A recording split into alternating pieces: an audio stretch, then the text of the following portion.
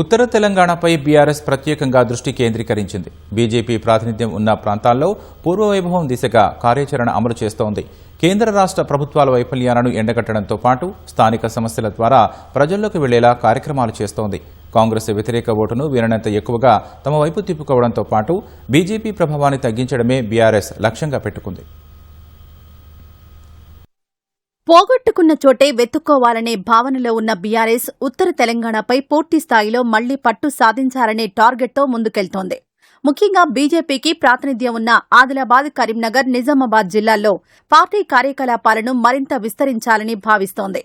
కాంగ్రెస్ ప్రభుత్వంపై ఉన్న వ్యతిరేకతతో పాటు కేంద్రంలోని బీజేపీ ప్రభుత్వ విధానాలపై అసంతృప్తిగా ఉన్న వర్గాలను తమ వైపు తిప్పుకోవడమే లక్ష్యంగా వ్యూహం అమలు చేస్తోంది. కాంగ్రెస్ వ్యతిరేక ఓటు వీలైనంత ఎక్కువగా బీఆర్ఎస్ వైపే ఉండేలా చూడాలని పార్టీ నాయకత్వం భావిస్తోంది.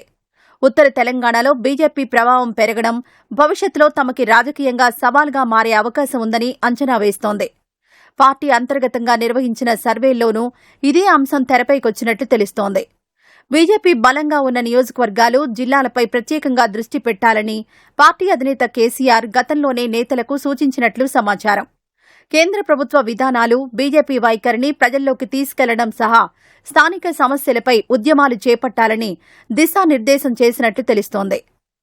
పార్టీ అధినేత కేసీఆర్ సూచనతో నిజామాబాద్ జిల్లాలో స్థానిక సమస్యలను బీఆర్ఎస్ ప్రధాన అజెండాగా తీసుకొంటోంది.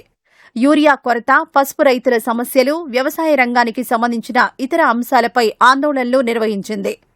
కర్షకుల సమస్యలను ప్రస్తావిస్తూ ప్రభుత్వాన్ని ప్రశ్నించడం సహా కేంద్ర రాష్ట్ర ప్రభుత్వాల వైఖరిని ఎండగట్టే ప్రయత్నం చేస్తోంది.